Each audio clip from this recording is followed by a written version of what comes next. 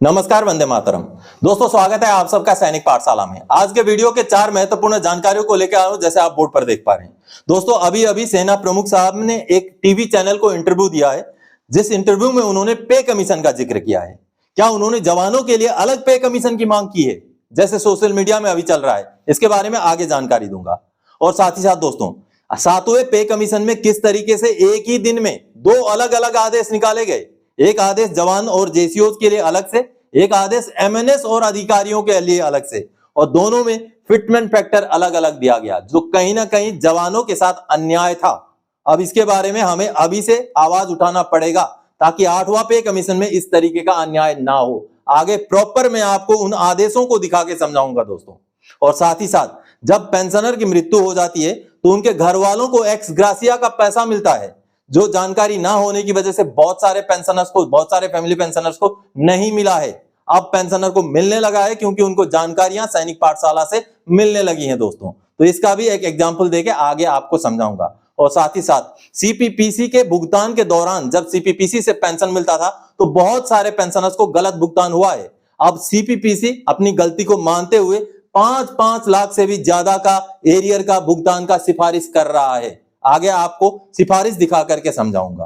तो दोस्तों, इन्हीं विषयों को लेकर आगे बढ़ेंगे आज के इस वीडियो में। आगे बढ़ने से पहले हमेशा की तरह मेरा आप सबसे आग्रह है, अगर सैनिक पाठशाला चैनल का वीडियो आप पहली बार देख रहे हैं या अभी तक चैनल को सब्सक्राइब नहीं किया है, तो चैनल के साथ जुड़े रहने के लिए, इसका हिस्सा बने रहने के लिए और आपसे जुड़ी हुई भरोसेमंद ऑथेंटिक जानकारियों को पाते रहने के लिए चैनल को सब्सक्राइब जरूर करें। चलिए आगे बढ़ते हैं। सबसे पहले दोस्तों, पे कमीशन सैनिकों का खास ध्यान रखे सेना प्रमुख। जी हाँ, सेना प्रमुख साहब ने हाल ही में एक टीवी चैनल को इंटरव्यू दिया है, जिसमें बहुत सारे विषयों पर उनकी बातचीत हुई है, जिसके साथ साथ पे एंड अलाउंसेस का जो पैकेज होता है फौजियों के लिए, उसके बारे में भी उन्होंने कुछ बातें कही हैं। सबसे पहले तो उस इंटरव्यू का वो खास जो हिस्सा है वो सुन लीजिए। So what happens when the new pay scale comes, you will find that the automatic correction is done in comparison to the society as far as the pay scale is concerned.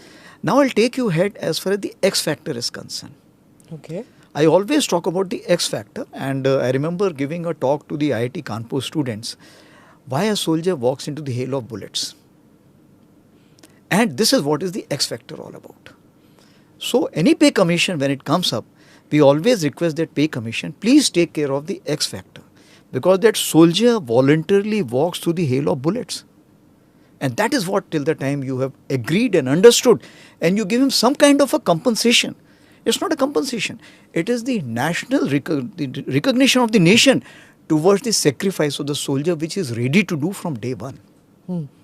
That his family will be taken care of when he walks into that hail of bullets. वो burden नहीं है to think कि मेरे बाद क्या होगा. वो भी है, and when he's alive also, to keep him motivated. Look, we recognize your services. That's why this X factor is always given to you. तो आप सबको मैंने अभी छोटा सा हिस्सा सुनाया दोस्तों।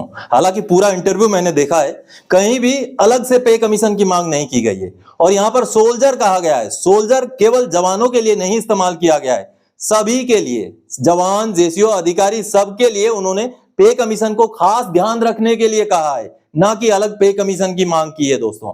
तो कहीं ना कहीं ये जो बताया जा रहा है कि अलग पे कमीशन की मांग, वो भी जवानों के लिए, ये गलत बात है। केवल जवानों के लिए भी नहीं कहा है उन्होंने, और ना ही अलग पे कमीशन की बात कही है। उन्होंने एक्स फैक्टर की बात की है, उन्होंने सोल्जर की बात की है, यानी कि सोल्जर्स के लिए पे एंड पैकेजेस जो है थोड़ा सा ध्यान रख के अलग से दिया जाए पे कमीशन में, ऐसी बात उन्होंने इंटरव्यू के दौरान कही है। तो कहीं ना कहीं अलग पे कमीशन की मांग वगैरह ऐसा कुछ भी उन्होंने अपने इंटरव्यू में नहीं कहा है, जो मैंने तो यही समझा दोस्तों। चलिए आगे बढ़ते हैं अगली जानकारी की ओर। सटीक जानकारी से फैमिली पेंशनर को मिले एक्स ग्रासिया के 10,000, पूर्व सैनिक के मृत्यु होने पर घर वालों को अभी मिलते हैं 20,000। जी हाँ दोस्तों, यह जानकारी केवल रेजिमेंट ऑफ आर्टी के रिटायरीज के लिए है, यानी कि आर्टिलरी के अगर आप रिटायरी हैं, तो आप अगर पेंशनर हैं, जो ओरिजिनल पेंशनर हैं, आप रिटायर होके आए हैं, तो आपका खुदा ना खास्ता अगर मृत्यु हो जाए, तो आपके मृत्यु के पश्चात आपके घर वालों को आज के डेट में 20,000 रुपए मिलते हैं, पैसे एक्स ग्रासिया के।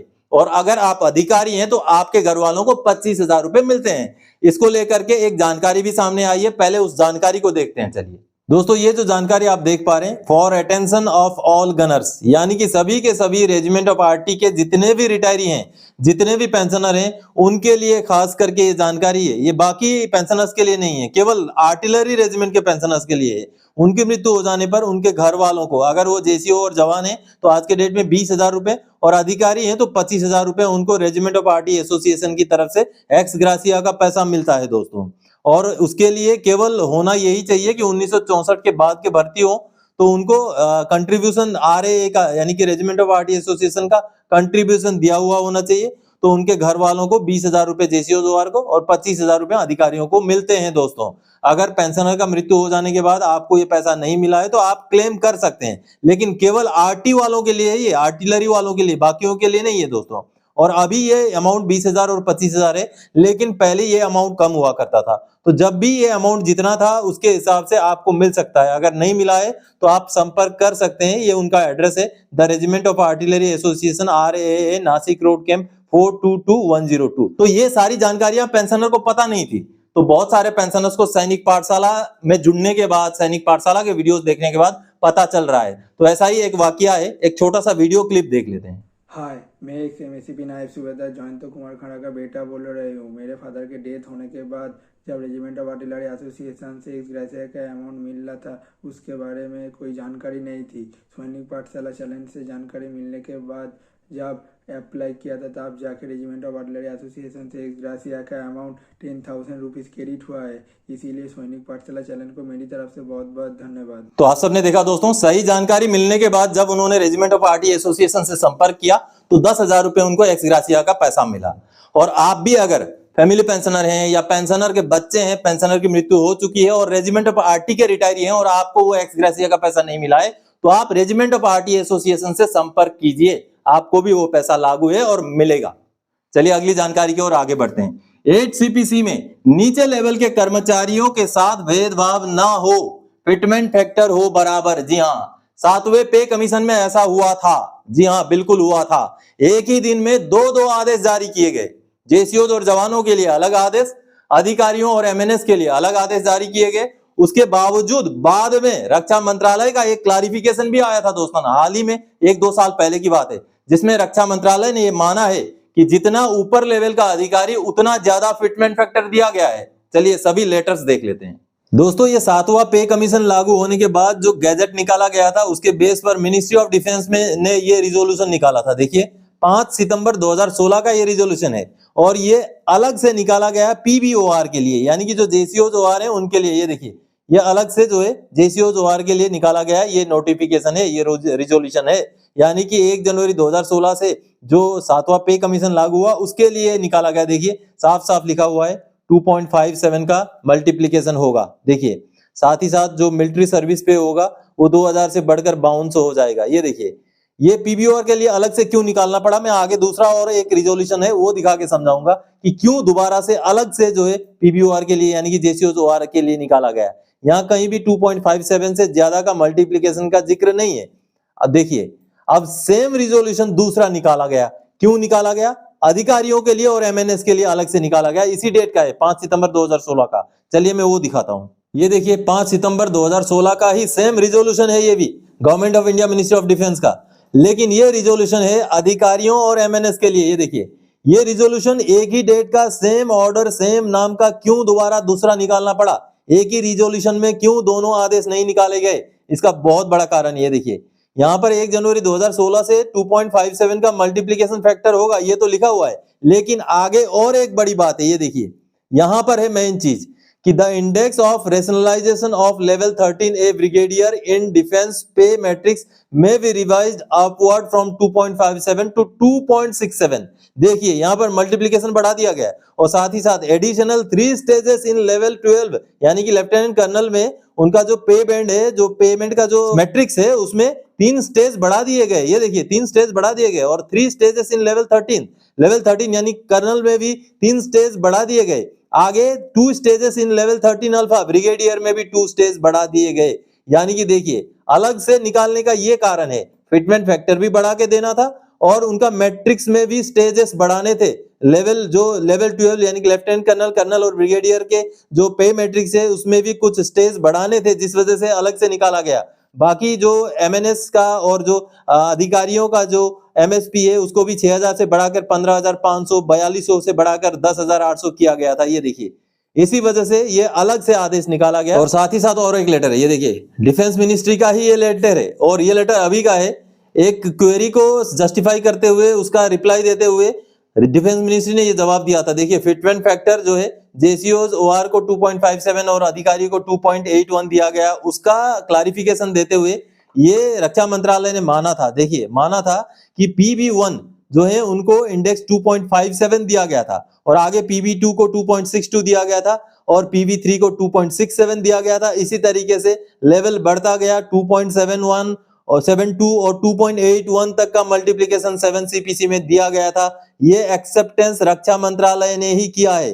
कहीं ना कहीं 8वें पे कमीशन में ऐसा नहीं होना चाहिए।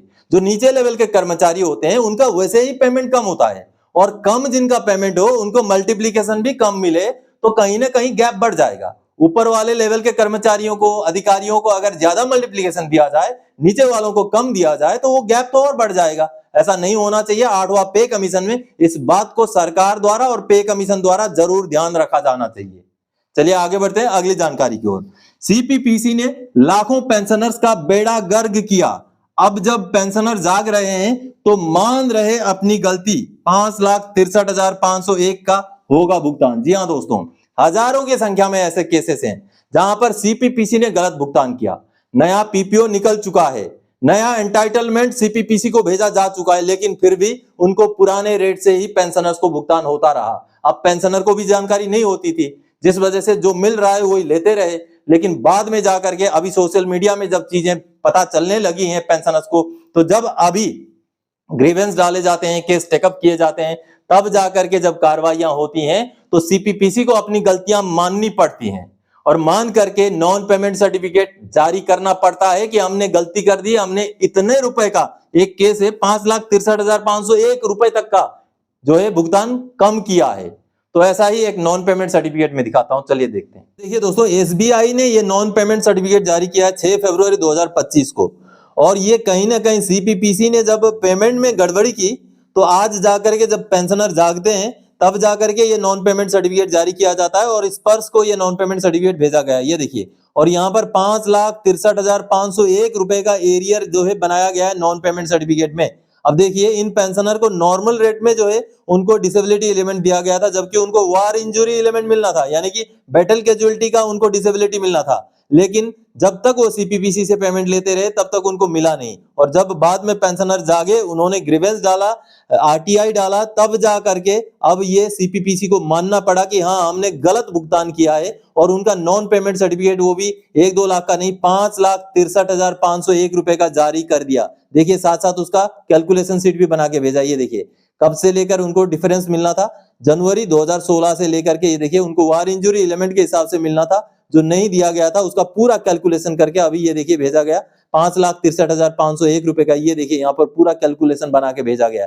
यानी कि जब पेंशनर जाग रहे हैं तो सीपीपीसी ने जो भी गलत भुगतान किया है उसको एक्सेप्ट करते हुए सीपीपीसी अभी नॉन पेमेंट सर्टिफिकेट बना के स्पर्श को भेज रहा है। दोस्तों, अगर आपको भी सीपीपीसी के दौरान, सीपीपीसी से जब पेंशन लेते थे उस दौरान कोई गलत भुगतान हुआ है, कम भुगतान हुआ है, तो आपको सीपी ग्राम्स में ग्रीवेंस डालना चाहिए, आपको ऑनलाइन आरटीआई डालना चाहिए, ताकि वो आपका पैसा भी नॉन पेमेंट सर्टिफिकेट जैसे जारी होकर स्पर्श में चला जाएगा, आपको भुगतान हो जाएगा। दोस्तों, तो दोस्तों आज के इस वीडियो में इन्हीं जानकारियों के साथ आया था। आगे और कोई जानकारी था आपसे सरोकार रखने वाला विषय लेके मैं फिर से हाजिर हो जाऊंगा। तब तक के लिए जय हिंद दोस्तों।